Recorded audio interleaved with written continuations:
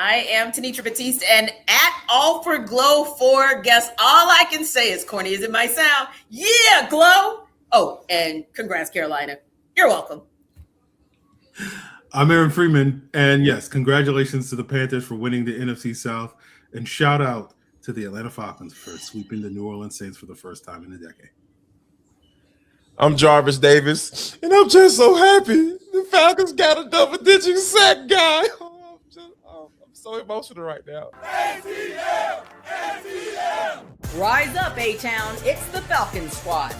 Everything Atlanta Falcons every week. Breaking down all the big hits and game-changing plays from the ATL. The way only the Locked On Podcast Network can. Straight from the ATL, the Falcons Squad Show starts now. To the Falcons Squad Show, your home for the best Atlanta Falcons football talk. I'm your host, Tenitra Batiste. Alongside me, our Locked On Falcons host, Aaron Freeman, and Locked On analyst, Jarvis Davis. The Squad Show is part of the Locked On Podcast Network, now the #1 sports podcast network. And today's episode is sponsored by Prize Picks. Download the Prize Picks app today and use code LOCKEDONNFL to get $50 in lineups after you play your first $5 lineup. So somebody's special teams had to win today. We'll discuss how that happened. And the offense did just enough. We'll download on it. Also, game balls going around today in the Atlanta Falcons 19-17 win over the New Orleans Saints. We'll tell you who gets the game balls. But first, let's talk about a gamble at the beginning of the season that paid dividends all the way to the end. And that is what has our guy Jarvis Davis so emotional, by the way. But when we think about this, back-to-back sacks for James Pearce Jr. today that helped stall a Saints drive in the second half.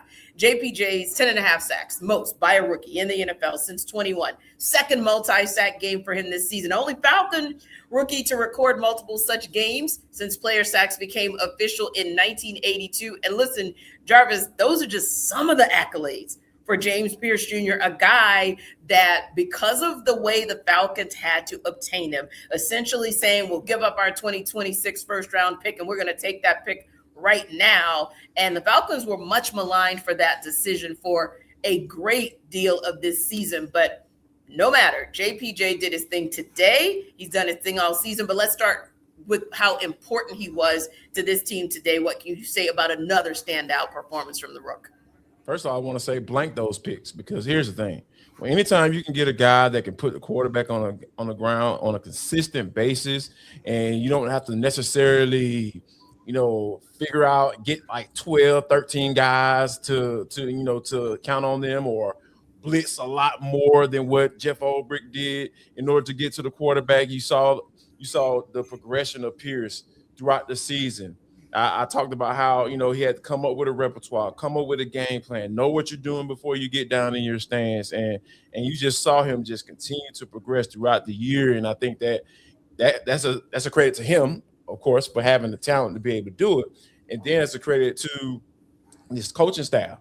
Yes. Like coaching them up and continue to work with them and being able to say, hey, man, I like what you did here, but here's what you need to work on in order to take that next step. And we saw that within a year. So, yeah, I'm super excited about what James Pearce brings to the table, and Falcons fans should be excited too. Yeah, and it's interesting that you mentioned talking about how Jeff Ulbrich, and we said this over and over again, how he puts his guys in a position to succeed. And I know we're talking about JPJ, but it just reminded me of a conversation I had on another show early last week about even a guy like Divine Diablo and a current Raiders fan, rather, who kept saying, who the heck is this Divine Diablo? Because we never saw that guy. And I said, yeah, we are seeing that guy here in Atlanta because Jeff Ulbrich puts his players, whether it's the rookie in James Pearce Jr.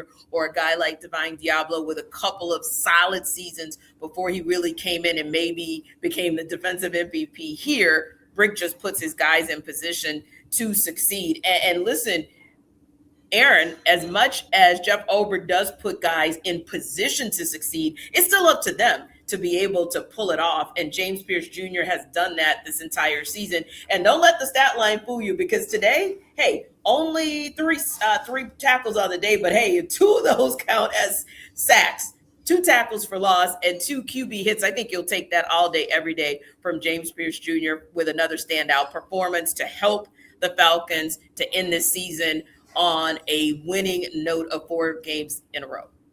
Yeah, you're right, T. You'll take that, especially when it comes in the third quarter, where you get a stop there, where the Falcons very rarely get stops in the third quarter of the season. And you mentioned Jeff Ulbrich, like as you mentioned, like this scheme has done such a good job of really enhancing this pass rush.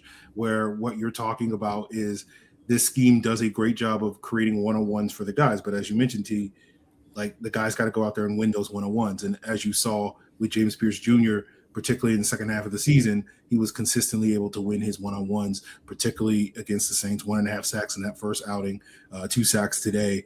So, doing a great job going up against the Saints offensive line. And, ain't nobody complaining about, a dominant pass rusher going up against the Saints. We haven't really seen that from a Falcons player since, maybe John Abraham, but really kind of Chuck Smith. Who always used to have his best games against Willie Roaf and those Saints teams in the 90s and whatnot. So definitely kudos to James Pearce. And if this is the beginning of a decade of harassing Saints quarterbacks, then even someone like myself. And harass, he absolutely did. But another guy that came up big today, Jarvis, I just have to give your guy his full government, because when you're doing the things that Dee Alford did today, you deserve to be called out in your full government. And I know that this is a player that you have had your eye on this entire season. You stuck with him through the ups and the downs, through some of the shortfalls, if you will. And of course, Dee Alford actually led the team in tackles today, 9 tackles, 5 solo, a tackle for loss, pass defense. But we know what the important one was. It was an all-important interception as the Saints were driving to really seal this game. So let's talk about it. Let's talk about how Dee Alford was so important to this Falcons team in this win today. Yeah, when you think about the type of interception that it was, right? It was something that they had running pretty consistently. Like it was a double slant, and they've had success, throughout the game with it. And given how Tyler Shough plays, he's going to that read. When he has it won't be a second, third, fourth progression. He ain't going through the progression. He knows exactly where he's going with the football before the ball is snapped. And I think that you have to give credit for Dee Alford not only diagnosing it, but he also actually made the play. So he diagnosed it and understood what they were going to go to, because they've been doing it all game. And he was like, "Oh, Kellen Moore, you gonna call this play again? Don't even worry about it. I got your player. I'm about to go pick this thing off, and I'm gonna try to take it to the house." By the way, you got caught by running back, bro.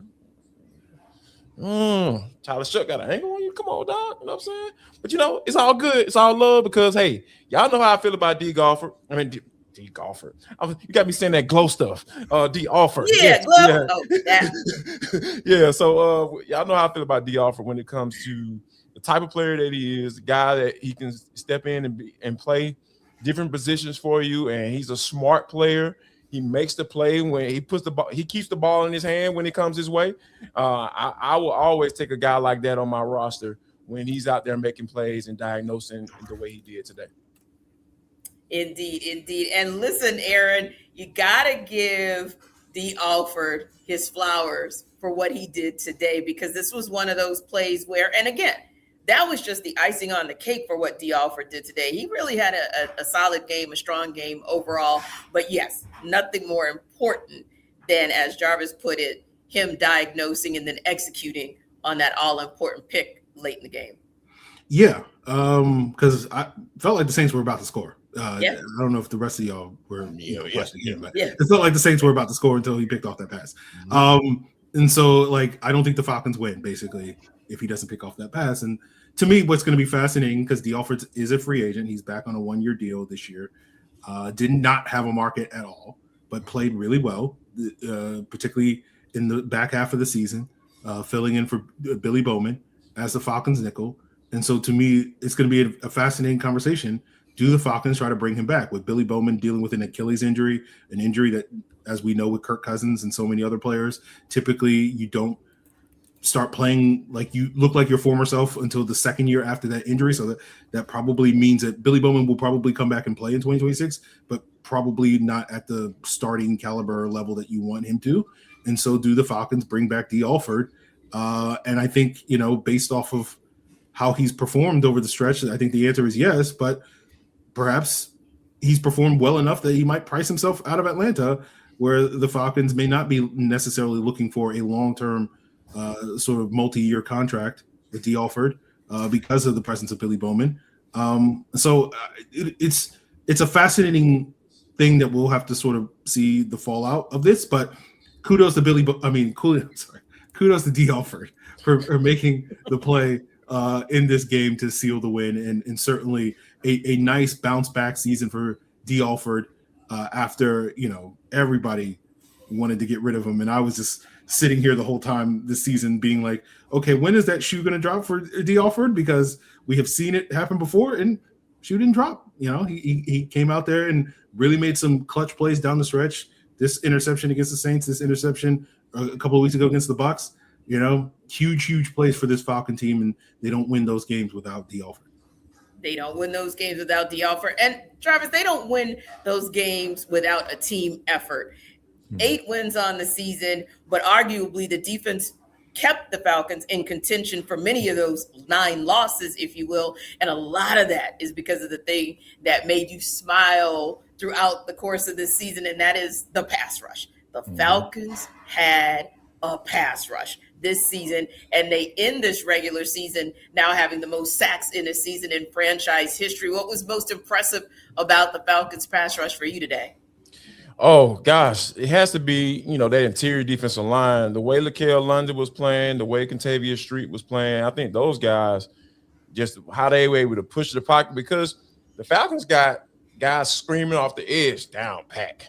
But when you have those guys screaming off the edge and you don't have any push up the middle, all you're doing is you seeing the quarterback get outside the pocket, and that's easy. But when you have guys like Laquel and Contavious, and David Onyemata as well, pushing that pocket, that's how those guys were getting sacks. That's how Brandon Doyle was getting those cleanup sacks. That's rushing as a unit. That's what I've been preaching for the past, I don't know how long, T. I've been preaching for this for so doggone long. Don't roll your eyes at me, Aaron. I see you. Don't do that. Don't do me.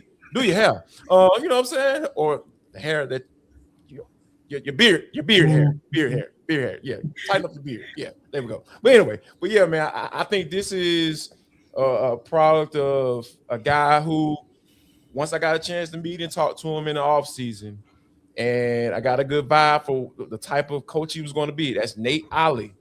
I said that this guy can be a difference maker in his team. And when you see how this defensive line has been playing as a unit, not individually, they've been solid. But when you talk about playing as a unit and being able to push that pocket up the middle, I think a lot of credit has to go to the guy that they brought in this year. And there's no coincidence that wherever Nate Ollie has been, they do numbers. They do numbers when it comes to putting the quarterback on the ground. That's not a coincidence. Yeah, good stuff from Nate Ollie. I think that we kind of always talk about Jeff Ulbrich and his strategy, but you absolutely got to give Nate Ollie his credit, and Contavious Street, of course, with 4 tackles today, a sack, a tackle for loss, a QB hit. You mentioned Laquel London, one of the London's boys on this team that actually had a good day today. He also with 4 tackles, a sack, a tackle for loss, and a QB hit on the day. But you look at that unit, you look at the pass rush free, and it just makes you smile because you know that this is a unit that is primed to sustain this kind of success because it's such a young core. What can you say about what you saw out of this pass rush for the Falcons that was all important against this rookie quarterback, Tyler Shough, today? Yeah, I was curious to see if the Falcons would rely on their 4-man rush as they did in the first win against the Saints, or would they try to heat up Shough with some of the blitzes, which was very effective when they did use it in that first matchup. And I think they did a healthy mix of both. From watching the game live, obviously we'll get a second pass of this when we go back and watch the film. But it did feel like the Falcons were able to do a healthy mix of both and have some positive plays whenever they did bring pressure, with the blitz, as well as relying on that 4-man rush because of some of the guys making plays, as Jarvis mentioned. And wait a minute, are we talking about plays being made from teams? Whoa, special teams was kind of sort of special today. We will take that under further review.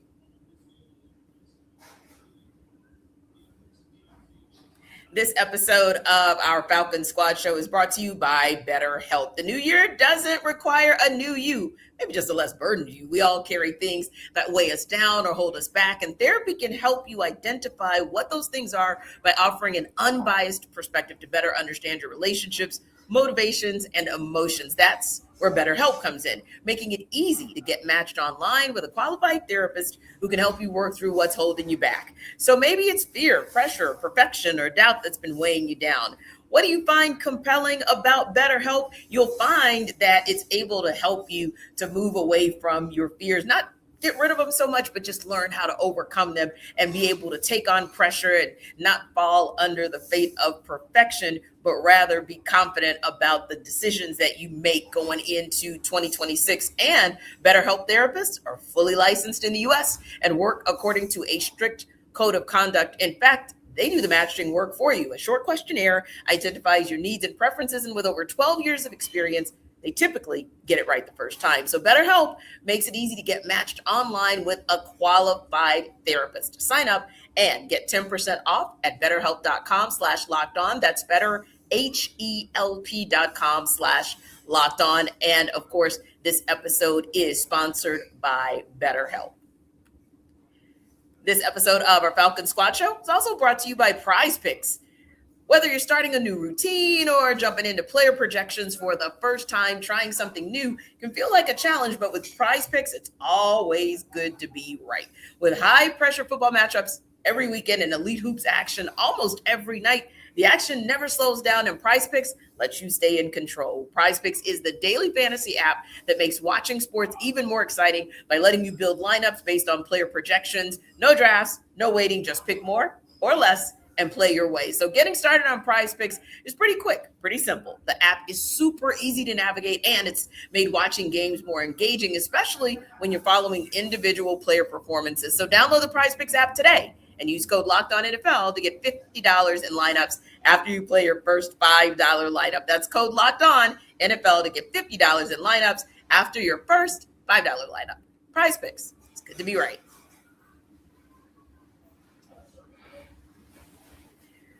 Boy, Aaron, is it good for special teams to be right and be on the right side of history this particular game, because it has been up and down, to say the least, for special teams for these Falcons this season. But ultimately, you kind of had the lesser of two evils show up today because, okay, let's admit it. New Orleans Saints, special teams, down bad. Atlanta Falcons, special teams, down bad. Somebody had to win the battle for the third unit today. Special teams did a thing with Jamie Robinson's blocked punt that Felipe Franks recovered. That led, of course, to Kirk Cousins, to Drake London. You get a score there. And, of course, even though it was Kyle Pitts Sr. With special hands on special teams on the onside kick, the Falcons recover, and that essentially ends this game. So what can you say about special teams, and what else did you see that you liked today? Well, the other thing that stood out, obviously, Zane Gonzalez. You know, and it's very similar when you look at this game and you look at the Falcons beating the Saints last year at the beginning of the season, where the offense struggled, but it was really the special teams and the defense that made the plays that allowed them to win that game. And it was kind of the case once again today with Zane Gonzalez. I think Younghoe Koo had like 4 or 5 field goals in that game, and Zane Gonzalez had 4 field goals in this game. But as you mentioned, T, it was just a couple other special teams plays. And, you know, this has been kind of the case the last couple of weeks where the Falcons have faced some teams that had some questionable special teams, more questionable than the Falcons. It's like, you know, the lesser of two evils, I guess you could say, when it came to some of these special teams performances. But legitimately a good day for the Falcons on special teams, with the onside kick recovery, with the block punt. You know, the Saints kicker missing a field goal while the Falcons kicker did not. So, you know, special teams came to play today. You know, maybe it's a going away gift for Marquise Williams. We'll see. You know, he can. We'll see. But I won't speculate on that one. But yeah, it was a good day. It was nice for the special teams to at least have a legit good day where it was just like they actually played well, not just they played slightly better than the other team's bad special teams unit. Agreed. Yeah, Charlie Smith, just one of two for The Saints today, Zane Gonzalez, a perfect 4 of 4, including a 51-yarder to help the Falcons get the 19-17 win over the Saints. What else did you see, JD, that you liked about special teams play overall today? Well, first of all, I have to say that Jamie Robinson is might be an informant because he was drafted in 2023 by the Carolina Panthers in the 5th round. So, hey man, you know how players always talk about how, they love the first team that drafted them. You know what I'm saying? They always feel indebted to those teams. So, Jamie out here, doing a solid for the team up the road off of 85. So, but I think just overall, it looked competent today, right? When you talk about Zane Gonzalez, I've been championing him ever since he got kind of settled in as the guy, and Aaron learned his name and stuff like that. I think that's just been great. When anytime Aaron knows your name, you're doing some stuff right when it comes to on the field activities. But yeah, I think even JD Bertrand, he was out there making tackles. Whoa! We had a number 40 popped up today, right? He recorded a stat. He was out there getting some snaps in today. So, yeah, when you think about it from that aspect, the special teams came to play today. But for me, hey man, it's how it should have been the entire season because it just we don't need to go about. Williams tried. He had one last valiant effort, but it looks like Raheem gonna have to get rid of his boy. Yeah. Well, Free, that's a nice sidebar that Jarvis mentions because it is tough when you see a performance like today and for the team overall, but particularly special teams, and you see how the standings in the NFC South ended up with 3 teams at 8-9, but you're the team that is one of those 2 teams that is not going to the postseason. And it is hard to look at special teams, and not that you don't appreciate what they did today, but just wondering, man, why couldn't that show up more times so we'd be having a different conversation today? Yeah, definitely. I saw a number of Falcon fans say today that, they could have probably won 3 more games this year if special teams was just competent. And that's kind of the what if game that the Falcons are constantly always playing was like, well, if this would have happened, if Kirk hadn't gotten injured, if this guy hadn't gotten hurt, if this guy hadn't done this, right? That's just kind of how it goes with the Atlanta Falcons. And probably a year from now, we'll be like, well, if this didn't happen, we'd be sitting even better. But we'll see on that front. But yeah, I don't know if it's a bitter pill to swallow just because it is one of those things where like it wasn't up to par, week after week after week. And then to sort of see it come to fruition here at the end of the game, it's like, okay, well, finally.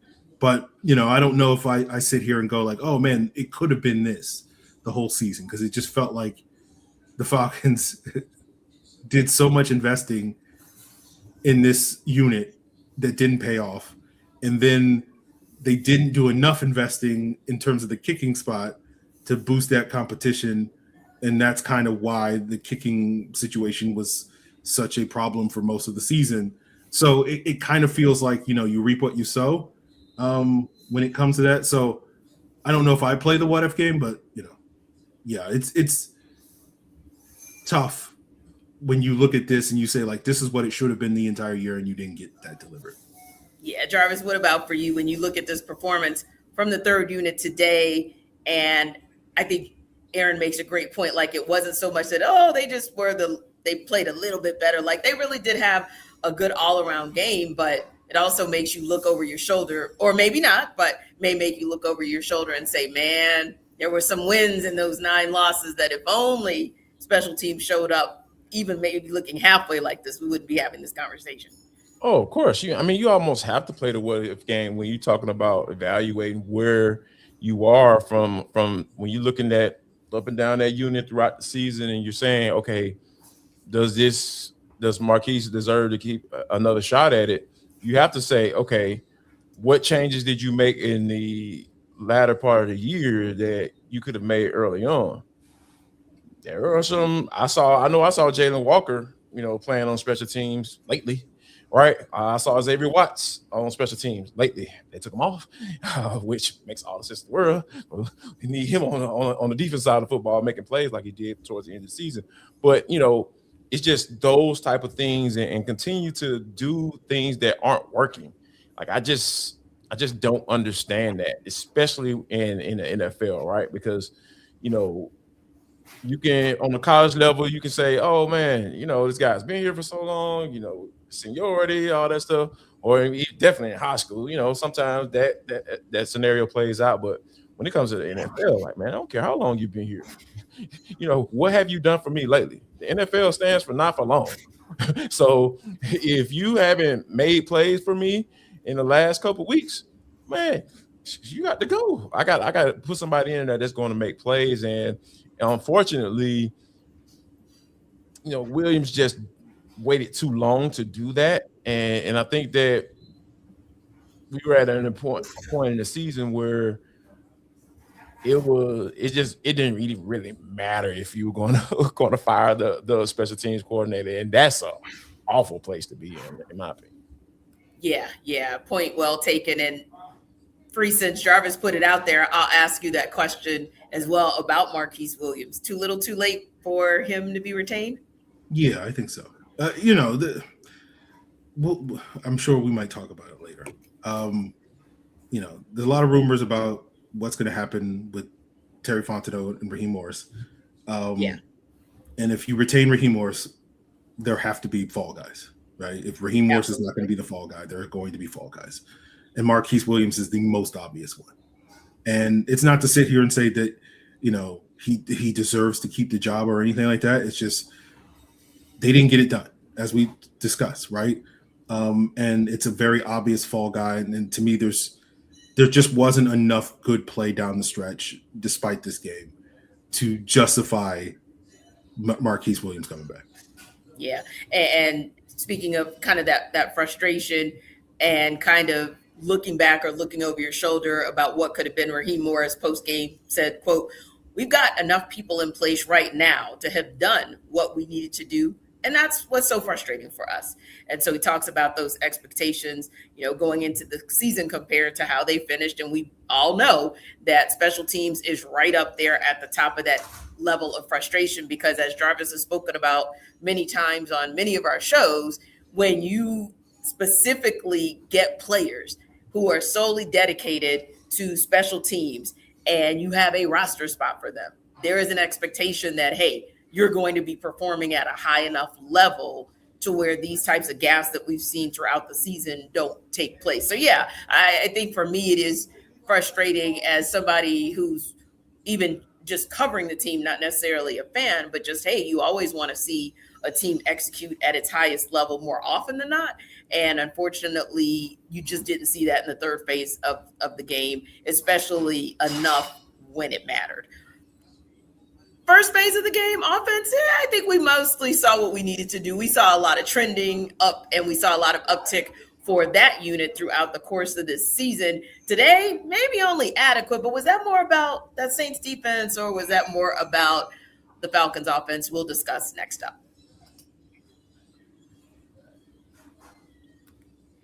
This episode of our Falcons Squad Show is brought to you by Drip Drop. Kicking off the year feeling good is the goal, right? And honestly, hydration is the easiest win. When I stay on top of it, my energy, focus, mood, all level up. But let's be real, plain water doesn't always cut it, especially not for me. When you're grinding through long days or you're hitting the gym or just trying to stay consistent with your health goals, that's where Drip Drop comes in. Doctor developed, proven fast hydration that helps your body and mind work better. Think clearer focus, better energy, elevated mood, even that fresh skin glow. So if you've been using Drip Drop, or if you plan on using Drip Drop, which I would strongly recommend that you do, it's a game changer, not just for workouts, but every single day. And you're going to love that it uses a precise ratio of electrolytes and glucose for rapid absorption, delivering 3 times the electrolytes and half the sugar of leading sports drinks, and it tastes really, really good. In fact, you got 16 original flavors to choose from, and 8 of those are 0 sugar options to choose from. So right now, Drip Drop is offering podcast listeners 20% off your first order. So go to dripdrop.com and use promo code LOCKEDONNFL. That's dripdrop.com, promo code LOCKEDONNFL for $20 off. Stock up now at dripdrop.com and use promo code LOCKEDONNFL.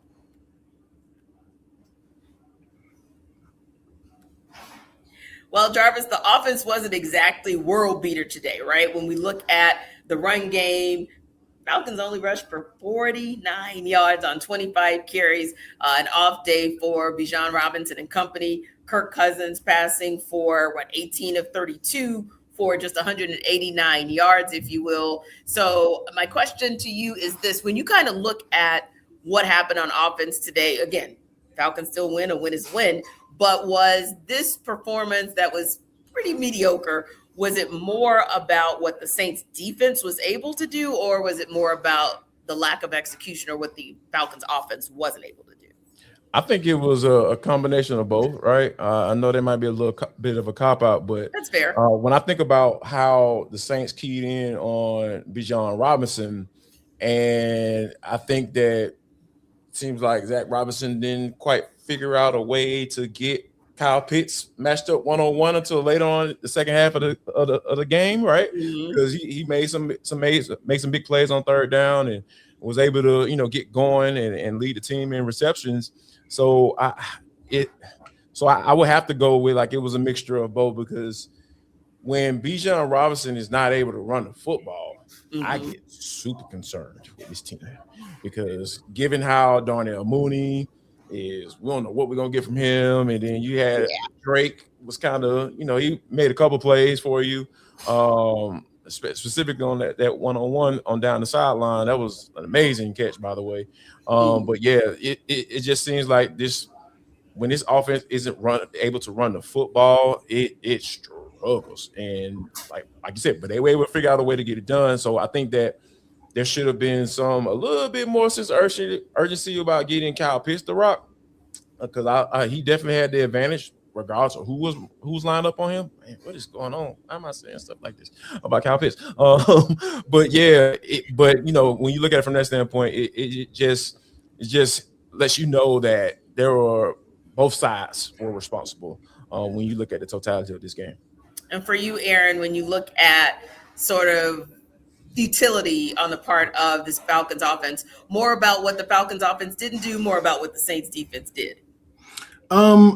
It feels like a cop-out to say a little bit of both, but I agree with Jarvis. It's a little bit of both. The Falcons under Zach Robinson have not had a lot of success offensively against the Saints, right? That Week 12 win, when they basically broke all their tendencies and went to a heavy dose of under center play action, was like their most successful game offensively against the Saints defense. They struggled in both games last year. They struggled in this one. And I just feel like there's a lot of things that the Saints do that I think defensively allow them to sort of poke holes in the Zach Robinson offensive attack. And we've seen that a number of times now. So that's where I want to give the Saints credit. And I think, Bijan typically doesn't have his best games against the Saints. Yeah. He's typically fine against them, but by no means are there these incredible Bijan moments that you can sit here and rack up and think about throughout, these last couple of years. And so I think the Saints typically have a relative amount of success against Bijan. And I think keying on that today, they were able to really be like, okay, well, we're not going to let this guy beat us. Now, fortunately for the Falcons, I do think they were able to get a couple of plays from Drake London and Kyle Pitts, as well as others, to allow their offense to at least function with Bijan being taken out of the lineup. And so I do feel like you can give the offense some credit for that. But as Jarvis said, it did feel like it was a struggle to get there. And that has been a consistent theme with this offense, where when you can take Bijan out of the lineup, out of the game, as some teams have successfully been able to do this year, this offense really struggles unless one of their wide receivers is just dominating the game, like we've seen Drake London and Kyle Pitts do from time to time. and we didn't quite get that today, but we did have some moments for them. So I think it was enough to overcome. But it just felt like kind of a typical struggle bus, I guess you could say, for Zach Robinson against the Saints defense. And I think some of that is owed to the Saints defense, and I think some of that is owed to the shortcomings of the offense. Yeah, definitely felt like, Jarvis, there was a decided focus on what we're not going to do, meaning the Saints, is let 7 beat us today. Mm-hmm. And that's probably why you do see on some level Bijan Robinson not having his greatest games against the New Orleans Saints. But we've seen Drake London have some games against the New Orleans Saints. We've seen Kyle Pitts Sr. have some games against the New Orleans Saints. So let's talk about Drake London today, looking way more like himself than maybe we had seen since his return from injury. 4 receptions on 8 targets, granted, but nonetheless, I wouldn't call those 4 misses on him. But 4 receptions, 78 yards, and a touchdown today, including an explosive. What can you say about Drake London just looking like himself to end the season on a high note? It lets me know that, hey, he has an opportunity to be able to get better in the offseason, right? He's healthy. He looks like he looked more like himself this in this particular game. So I think overall, though, I'm very interested to see what that looks like, because there's so much uncertainty with the future of this organization, right? The reports that we're going to talk about it at some point. Rob's going to be stick around, and then Terry's going to be gone. So what does that mean from a contract situation? Sure. But when it comes to Drake, so this is going to be very interesting. It doesn't even matter who's been at quarterback, right? And we've been able to say, okay, this guy deserves a contract. So that might kind of nullify what I just said. But I think overall, when you see what Drake operating at nearly 100%, right? Yeah. And with whoever is throwing the football, he's having production. He's making plays for you. He's he's eating up that zone, which is like, that is the guy that you don't want to play zone against, right? He figures out way to show that 5. All you gotta do is show that 5, man, and he is open. And I think that he was able to do that today. Like I said, obviously you want that target to catch rate to be a little bit better, but sure. I think overall with the health and with all the situation about his contract and all that stuff, man, I think it was good to see 5 out there today. Yeah, Aaron, and like I said, I don't think all 4 of those you can put on Drake London nonetheless, but you can put the 4 receptions on Drake London, and you can certainly put the touchdown on. Drake London was doing some of the Drake London things today that we've seen and enjoyed watching since he was drafted. Yeah, I think that was Drake's first touchdown against the Saints in his career. He's had some big games, but I don't think he's ever scored a touchdown. I think that was Kirk Cousins' first touchdown pass as a Falcon quarterback. We know he's thrown a couple of the playoffs against that Saints team when he was in Minnesota, but I believe that was the case. And so, again, that speaks to the typical issues that the Falcons deal with going up against his defense. But yeah, I think it was a good thing to see some of the signature Drake London plays where he'd just like throw it up and he'll go get it. We hadn't really seen that these last couple of weeks with him being back, whether it was creating the separation, whether it was winning those contested catch situations. And we did get to see that again today. And so you just kind of got a glimpse, maybe not the full picture, but a glimpse of sort of the signature Drake London performance where those 50-50 balls become, 70-30 balls when you throw them his way. So I think it'll be interesting to sort of see. I think, the expectation is he'll get paid. The question has always been how much is he going to get paid this offseason because of the season he's had where he's been very productive minus these last couple of games when healthy, but he just hasn't been that healthy this year. How much does that affect his contract negotiation? If there's going to be a new general manager, possibly a new head coach, whatever, how does that affect negotiations and whatnot? Is somebody going to want to play hardball or whatever and be like, I need to see it before I'm willing to pay Drake, and then we go another year, which potentially raises the price even further. Those are all questions that we don't know quite the answer to. But, I think we can expect Drake London to be playing in Atlanta Falcons uniform for a very long time. And it was nice to sort of see him finish this season strong with a couple of those classic Drake London signature plays. Yeah, now, Jarvis, I don't know about Kyle Pitts Sr. None of us really know whether or not this was the final game for 8 in a Falcons uniform, but he certainly stated the case, whether he stated the case to retain his space here with the Falcons or to move on to a different zip code or area code. But Kyle Pitts Sr., 6 receptions on 9 targets today, 58 yards. So once again, Kyle Pitts makes you just think twice. I mean, he literally had the type of game today where he became the only Falcons tight end to record multiple seasons of 900 plus receiving yards all time. So where do we sit that face of yours on KP?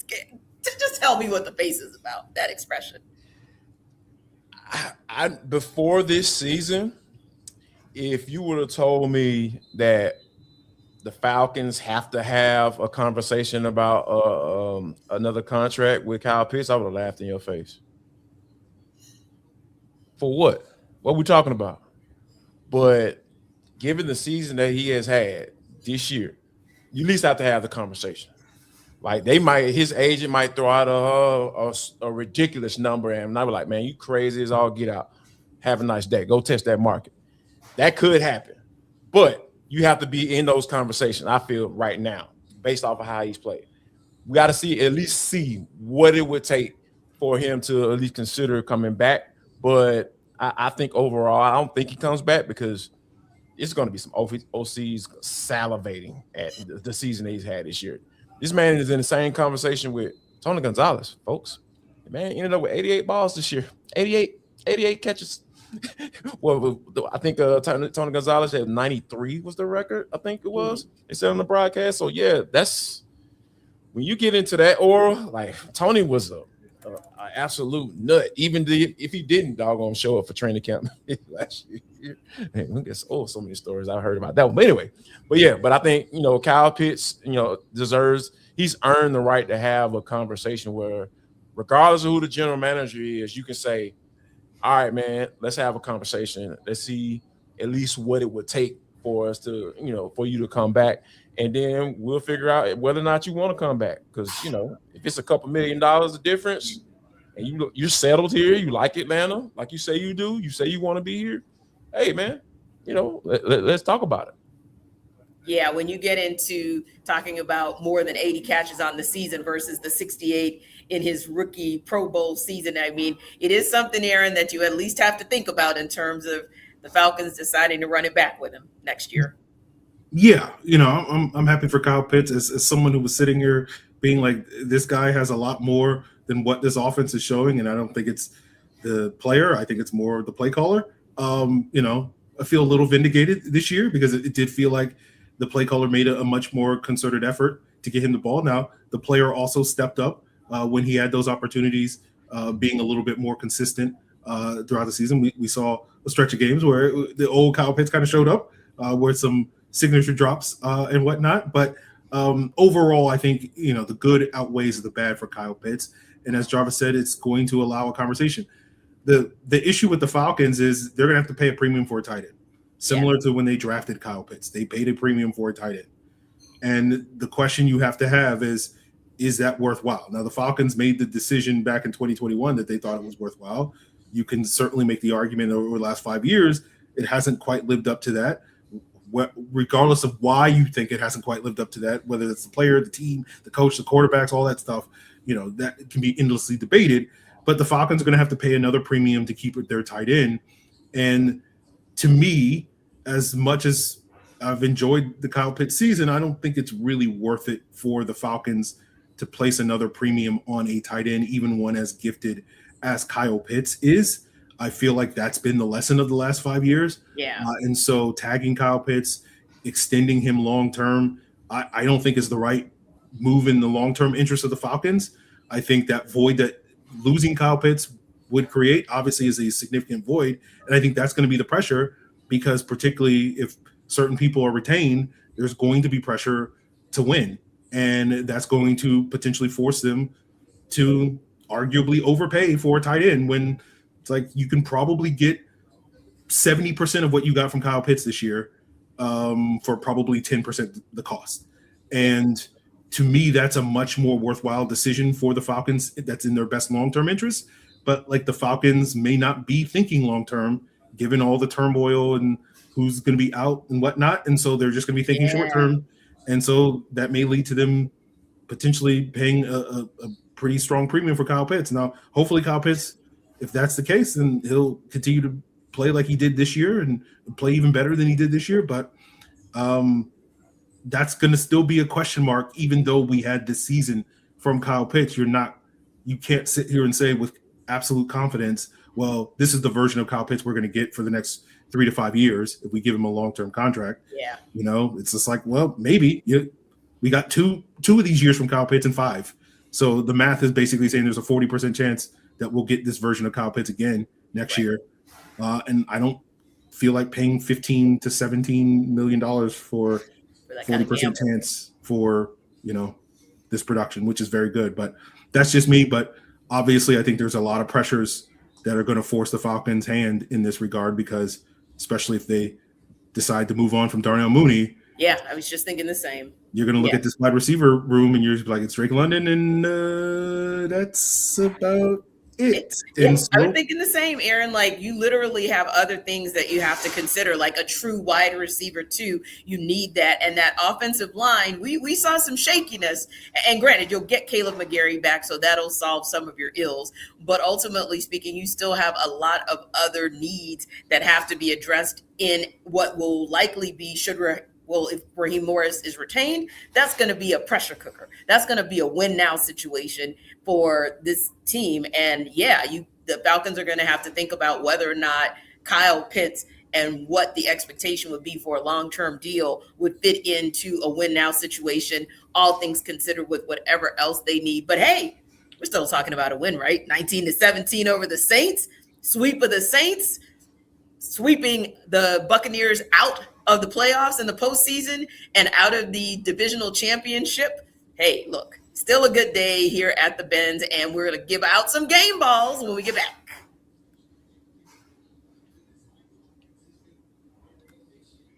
This episode of our Falcon Squad Show is brought to you by GameTime. NFL season is in full swing, and there's nothing like being at the game. The crowd noise, the energy, and cheering alongside other fans for you guys, but definitely the crowd noise and the energy here for me watching at home. It's great, but being in the stadium does hit different. The frustrating part has always been, of course, for fans getting tickets, waiting in queues, dealing with logins, watching prices change right at checkout. That's why the GameTime app gives the advantage back to fans. It's the hack for unlocking amazing NFL tickets and experiences in just a few taps. So you can pull up the GameTime app to check out upcoming NFL games and find great ticket options almost instantly. And maybe not for the Falcons, unfortunately, because the season is a done deal, but the postseason is right around the corner and it's going to bring some intriguing matchups. Also, the app is incredibly intuitive. Browsing, comparing, and buying tickets takes just a few minutes, and one of your favorite features, I guarantee, is going to be your ability to see the view from your seat before buying, so there are no surprises. So take the guesswork out of buying NFL tickets with GameTime. Download the GameTime app, create an account, and use code LOCKEDONNFL. That's LOCKEDON NFL. Let me give that to you again. LOCKEDONNFL for $20 off your first purchase. Now, terms do apply, but again, create that account, redeem code LOCKEDONNFL for $20 off. Download the GameTime app today and get back to being there live.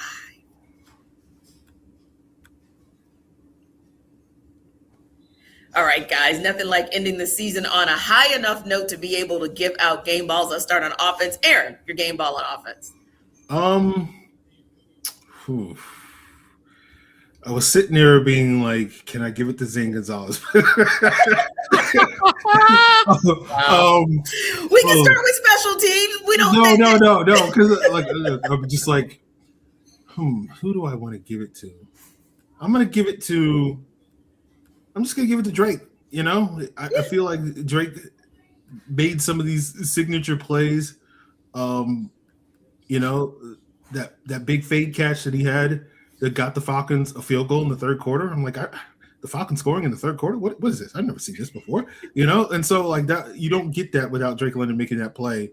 And to me, that was a big part of the Falcons winning this game because they were able to sort of keep it even in the third quarter. So I'm going to go with Drake London for my game ball on offense. Jarvis, your game ball on offense. Oh, I have to go with Kyle Pitts. Last game of the season. Why not? Give a man a little kudos for actually coming through for his team because, like I said, being able to catch the ball, being a go-to guy on third down. Like as soon as Kirk entered the chat, it would seem like that man was going on. He was on a tear for a little while there. Talking about, especially in that Bucs game, it was just dominating. Like the man dominated. He was worth his pick in that particular game. That's the type of stuff that you would like to see on a more consistent basis. But yeah, today I definitely have to give him the game ball. And then the Falcons, hey, Falcons scored in all 4 quarters, guys. Hey, you know what I'm saying? Like, not only the third quarter, which we know how they've struggled free, they scored in all 4 quarters today. So yeah, and I think that Kyle Pitts was a big part of that. So yeah, I give my game ball to Kyle Pitts. Yeah, and to start the game off with a touchdown, no doubt. Good look for them. And then, of course, field goals the rest of the way. But nonetheless, a win is a win. A score is a score. But, hey, I'm going to do something that I rarely do. I'll go ahead and give a participation trophy to Darnell Mooney because we saw him. Hey, we saw him, Jarvis. So, hey. I'm going to go ahead and give that participation trophy because we don't know if we'll see him again as in next season, but we did see him 3 times today, 3 catches, 20 yards. If you're helping to move the chains in some way, shape, or form, Darnell Mooney, I'll just give you a game ball for that, if nothing else. On special teams, I figure we'll end on defense because they did their thing once again today. So let's go to special teams. Aaron, I think you've already kind of confirmed for us who gets your game ball, but give it to me one more time. Give it to my man Zane, right? The guy that I was supporting from the jump, that I learned his name the day that we signed him. I'm kidding, of course, guys. No, shout out to Zane, stepping up in a major way here at the end of the season, really helping this team win some close games. With his field goal kicking and his reliability, as Jarvis says, the operational piece that we have going out there. I didn't think we were going to get there at any point this year, but these last couple of weeks, it's just been like, oh, field goal, hey, this is going in, and like there was 3 months where I was like, there's no way I have that type of piece with it. And shout out to Zane, so he gets the game ball. Yeah. What about you, Jarvis? Game ball for special teams. You know what? I'm going to get the coverage units. I'm going to give them a little. I think they absolutely did their thing today. And when you think about where they are and all of the criticism that came from the guy in this seat, at this show, and they actually did a really good job of putting the man down. Guys like Mike Ford and all those guys, they were there. They were right there. Yeah. Josh Woods, those guys were there. They were making tackles. They were staying in their lane. So, yeah, I'm going to give it to all of the coverage units. So I'm going to have to give a game ball to those guys. Hey, good stuff. And I would say, just so we can spread the love, Bradley Pinion had 4 punts today and a long of 57, a couple inside the 20. So, or long actually of 69. He averaged 57 on his punts today, but certainly being able to get a couple inside the 20, that was a big deal because anytime you can give an opportunity to flip the field or push the Saints back deep into their own territory, that's a good look too. But really this game was all about ending on a note for the unit that really held it down for this team the entirety of the season. And that is your defense. So Free, defensively, who gets the game ball? Yeah, I'm kind of torn between 2 players. I'm going to give it to Jarvis's boy Dee Alford, right? With the game ceiling interception. I don't think the Falcons win this game if Dee Alford doesn't pick off that pass. So that to me is very deserving of having a game ball out there. So yeah, I think Dee Alford with his late game heroics certainly deserved a game ball, but there are plenty of other players I think defensively that stood out that are also deserving of game balls. Indeed. And that's a beautiful thing, Jarvis, when you can actually talk about a unit that was so strong in so many phases of their execution that we have to think about who to give the game ball to. So who gets your game ball today? Come on now. What are we talking about here? This man got double-digit sacks as a rookie for the first time since Michael Parsons. Do you know how good Michael Parsons is? Do we know how amazing Michael Parsons is? I'm not saying James Pearce Jr. is Michael Parsons. Michael Parsons is a different animal. Yeah, let me tell you. But oh my gosh, to be in that same conversation, you have to give that man kudos. And to end the season the way he did, to get 10.5 sacks, get double-digit sacks, that is just absolutely amazing. I promise you. I might go cry in a corner after we're done with this show because I'm not used to seeing somebody in the black and red uniform getting sacks because those Saints edge guys, Granderson and the doggone Cam Jordan got home today. And what's my boy's name from Ohio State, whose name escapes me? Chase Young. Chase Young was out there like he was at Ohio State. You know, everybody was eating off Elijah Wilkinson and James Matthews too. What's going on there? But yeah, I think this is. I have to get a game ball to JPJ because that is just shout out to him, man. That is a hell of a rookie season. Like the development, the talent, skill set, and matching all that together, and you just seeing it just come to fruition out on the field. That is just a beautiful thing to watch. I love seeing young guys, young pass rushers out there just getting after it, and not just man. Oh yeah. So 27. Yeah, man. Game ball to you for you, sir, going forward. Let's go. And not necessarily a game ball for Xavier Watts, but you got to give him credit for being one of only 3 players in the NFL this season with 5 picks, a fumble recovery, the only safety this season with those numbers too. And somehow, some way, once again today, he was able to make his presence felt among the leaders in tackles, a pass defense, if you will. So again, not that I disagree with you guys because I think he gave the game balls to the right guys, but just a shout out to him because again, a tip of the hat to this rookie class of 2025, especially the defensive players. And even when Billy Bowman was here and healthy, he was making his presence felt. But real quick, guys, got about 90 seconds. I'm going to do a rapid fire on you guys, starting from the bottom all the way to the top. Yes or no? Marquise Williams stays, goes, yes, no. Aaron? No. Get him out. Jarvis? No, he got to go. All right, let's move up. Zach Robinson, stay, go, free. I mean, I would get rid of him, but I don't think the Falcons are. Jarvis? Even though I saw some improvement, Rapid fire, yes or no? I have to, yes, get him out of here. Yep. Okay, fair enough. And I agree with you guys, by the way. Unfortunately, I think Marquise is gone, and I think Zach Robinson should be gone. Jeff Ulbrich, stay or go, free? Oh, stay. Look at Jarvis's face. Why are we asking this question? Why are we asking this He's question? contractually obligated to ask the coordinator, all 3 coordinators. Because I'm asking about all 3 coordinators. That's it. Come on, now, T. Y'all know, Brick, my boy. That man, yeah. Hey. He deserved a game ball for sure today and has deserved many game balls throughout the course of the season. Free, Raheem Morris. Stay, go. Get him out of here. I'm sorry, Raheem. Did you guys hear the Falcons horn out there? So I don't know if that was in favor of Raheem Morris or not. I'm sorry, Raheem, but you got to go. I'm sorry.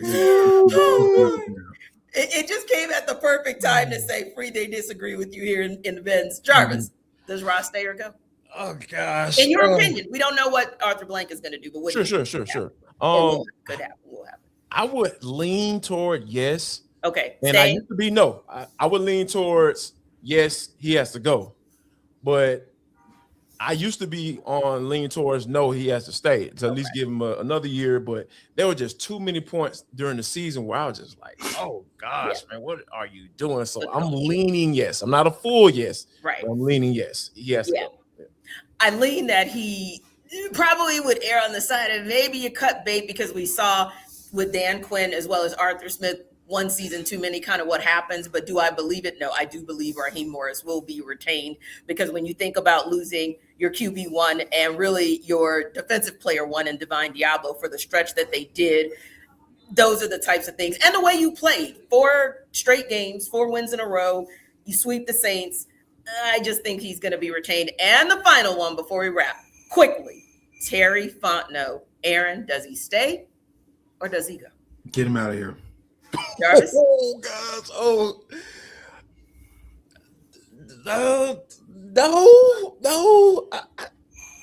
I'm just so elated about this draft class. You got 4 starters. So you think he should stay? Away That sounds to me like you're saying he stays. We shall see. Hey, look, we're just pontificating. We've been watching our Twitter to see if any decision was going to be made, and the answer is you'll probably have to wait until tomorrow's Squad Show. Thanks so much, you guys, as always, our everydayers, for making the Falcons Squad Show our first listen of the day. Be sure to stop by Locked On Falcons with your host, Aaron Freeman, for more post-game coverage shortly. And the Falcons going Squad down, Show, baby. Check them out. part of the Locked On Podcast Network, your team every day. See you tomorrow.